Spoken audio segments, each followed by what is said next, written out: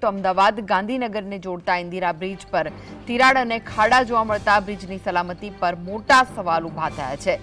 એરપોર્ટથી ગાંધીનગર જવાનો મુખ્ય માર્ગ છે। દરરોજ આ બ્રિજ પરથી 1 લાખથી વધુ વાહનોની અવરજવર થાય છે। બ્રિજ ઇન્સ્પેક્શન રિપોર્ટ બાદ સમારકામ નહીં થયો હોવાનો આરોપ છે। તો આ સ્થિતિના કારણે માર્ગ અને મકાન વિભાગની કામગીરી સામે અનેક સવાલ ઉભા થયા છે। तो सीएम मंत्रियों और नेताओं रोजनी अवरजवर वाला ब्रिजनी सुरक्षा पर सवाल उठी रहा है। तिराड़ो जोवा मळी छे आ ब्रिज पर, त्यारे ब्रिज इंस्पेक्शन रिपोर्ट बाद समारकाम नहीं थया होवानो पण आरोप लगाववामां आवी रह्यो छे। तो आ स्थितिना कारणे मार्ग अने मकान विभागनी कामगीरी सामे अनेक सवाल उठी रह्या छे।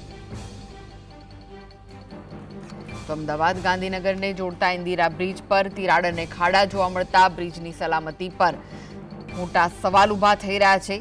एरपोर्टथी गांधीनगर जवानो आ मुख्य मार्ग छे अने दररोजना आ ब्रिज परथी 1 लाखथी वधु वाहनो पसार थाय छे।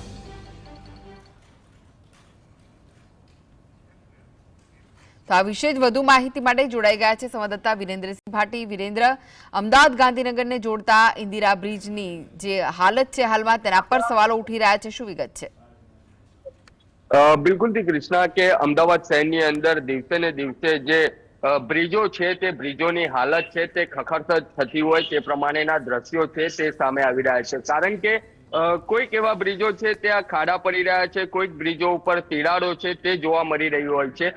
અમદાવાદ શહેરની અંદર 1.5 મહિનાની અંદર જ અનેક બ્રિજો એવા છે તે સામે આવ્યા છે। કારણ કે સુભાષ બ્રિજ હોય, દધીચી બ્રિજ હોય કે હવે વીવીઆઈપી ગણાતો ઇન્દિરા બ્રિજ હોય, કારણ કે અમદાવાદથી ગાંધીનગર જવું હોય તો ઇન્દિરા બ્રિજનો ઉપયોગ છે તે કરવામાં આવતો હોય છે।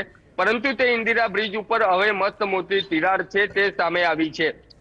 વિગતવાર જો કૃષ્ણા વાત કરવામાં આવે તો આ જે બ્રિજો છે તેનું ઇન્સ્પેક્શન તો તંત્ર દ્વારા કરવામાં આવતું હોય છે, પરંતુ ઇન્સ્પેક્શન બાદ જે રિપોર્ટ આવતો હોય છે તે રિપોર્ટના આધારે તંત્ર દ્વારા કોઈ કામગીરી કરવામાં ન આવતી હોય તેવા સવાલો, તેની સાથે સાથે જે રાહદારીઓ છે તેમના દ્વારા આક્ષેપો છે તે પણ કરવામાં આવતા હોય છે। અત્યારે જે વાત કરવામાં આવી રહી છે કૃષ્ણા, તે ઇન્દિરા બ્રિજની વાત કરવામાં આવી રહી છે અને ઇન્દિરા બ્રિજ ઉપર મસ્ત મોટી તિરાડ પડી ચૂકી છે અને તે ઇન્દિરા બ્રિજ વીવીઆઈપી બ્રિજ છે તે ગણાતો હોય છે। કારણ કે રાજ્યના મુખ્યમંત્રીઓ હોય કે મંત્રીઓ હોય તે જ્યારે અમદાવાદથી ગાંધીનગર જતા હોય છે તે સમય દરમિયાન આ ઇન્દિરા બ્રિજનો ઉપયોગ છે તે કરવામાં આવતો હોય છે। તેની સાથે સાથે સૌથી મહત્વની વાત એ પણ કહી શકાય કે જ્યારે વડાપ્રધાન નરેન્દ્ર મોદી અમદાવાદ આવતા હોય છે ત્યારે એરપોર્ટથી જ્યારે ગાંધીનગર રાજભવન ખાતે રોકાવા માટે જતા હોય છે તે સમય દરમિયાન પણ આ જ વીવીઆઈપી ઇન્દિરા બ્રિજનો ઉપયોગ છે તે કરવામાં આવતો હોય છે।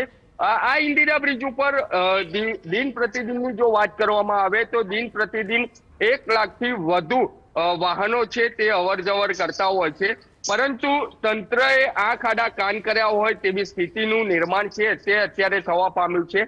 કારણ કે જે પ્રમાણેની કામગીરી છે તે તંત્ર દ્વારા કરવાની રહેતી હોય છે, પરંતુ તે પ્રમાણેની કામગીરી વિરેન્દ્ર, તો પછી તંત્ર શેની રાહ જોઈ રહ્યું છે? કોઈ દુર્ઘટનાની રાહ જોઈ રહ્યું છે? બિલકુલ થી કૃષ્ણા, કારણ કે જે પ્રમાણે ગંભીરા બ્રિજની દુર્ઘટના સામે આવી અને તેની શાહી હજી ભૂસાવી નથી, તે પહેલા જ અમદાવાદ શહેરની અંદર તેમજ રાજ્યભરની અંદર તંત્ર દ્વારા જે બ્રિજોના ઇન્સ્પેક્શન કરવામાં આવ્યા હતા અને ઘણા ખરા જે આ બ્રિજો હતા તેમને ઇન્સ્પેક્શન બાદ તેવું કહેવામાં આવ્યું હતું સબ સલામતની વાતો કરવામાં આવી હતી, પરંતુ તંત્ર દ્વારા જે સબ સલામતની વાતો કરવામાં આવી તે તમામ વાતો છે તે અત્યારે પોકળ સાબિત થઈ રહી છે। કારણ કે જે પ્રમાણેની ઘટના અત્યારે સામે આવી છે, થોડાક સમય પહેલા દધીચી બ્રિજ હતો, દધીચી બ્રિજ બાદ હવે ઇન્દિરા બ્રિજ સામે આવ્યો છે। તંત્ર દ્વારા તેવું વિચારવામાં આવતું હશે કે થોડાક સમય બાદ કરવામાં આવશે, પરંતુ આ જે પ્રમાણેની ઘટનાઓ સામે આવી રહી છે, પરંતુ જો કોઈ મોટી દુર્ઘટના કાં તો હોનારત સર્જાશે તો તેની પાછળ જવાબદાર કોણ રહેશે? કારણ કે આ જે પહેલા જે બ્રિજની વાત હતી તે સુભાષ બ્રિજ હતો, સુભાષ બ્રિજ જે અચાનક બેસી ગયો ને ત્યારબાદ તેમના દ્વારા તેવું કહેવામાં આવ્યું કે 15 દિવસથી 20 દિવસની અંદર તેનું સમારકામ કરીને શરૂ કરવામાં આવશે, પરંતુ હવે 9 મહિના જેટલો સમય વીતવાનો છે। જો એ તાકીદી પગલાં જો લેવામાં ના આવ્યા હોત તો તેની અંદર જવાબદાર કોણ હોત? તે જ પ્રમાણેની ઘટના અત્યારે આ ઇન્દિરા બ્રિજ ઉપર સામે આવી છે કે ઇન્દિરા બ્રિજ ઉપર કોઈ હોનારત સર્જાશે તો તેની ઉપર જવાબદાર કોણ રહેશે? કારણ કે રાજ્ય ની અંદર માર્ગ અને મકાન બિલ્ડિંગ વિભાગનો જે ડિપાર્ટમેન્ટ છે તેની સૌથી મોટી જવાબદારી રહેતી હોય છે. તેમના દ્વારા જે ઇન્સ્પેક્શન કરવામાં આવતું હોય છે ને તે ઇન્સ્પેક્શનની અંદર જે પ્રમાણેનો રિપોર્ટ આવતો હોય છે ને રિપોર્ટના આધારે કામગીરી કરવામાં આવતી હોય છે.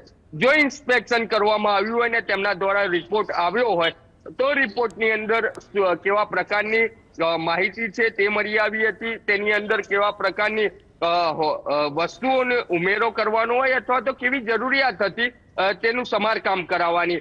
તો જો રિપોર્ટની અંદર કઈ આવ્યું હોય તો તેની અંદર શા માટે હજી સુધી સમારકામ નથી કરવામાં આવ્યું છે? જે પ્રકારેની અત્યારે જીએસટીવીની સ્ક્રીન ઉપર ઇન્દિરા બ્રિજની અંદર જે માર્ગ ઉપર તિરાડ પડેલી છે તે તિરાડની ગંભીરતા જોઈને જો તંત્ર દ્વારા તાકીદી પગલાં લેવામાં આવે તો ખૂબ જ મોટી વાત કહી શકાય. કારણ કે કોઈ દુર્ઘટના સર્જાશે તો આની અંદર જવાબદાર કોણ રહેશે? કૃષ્ણા.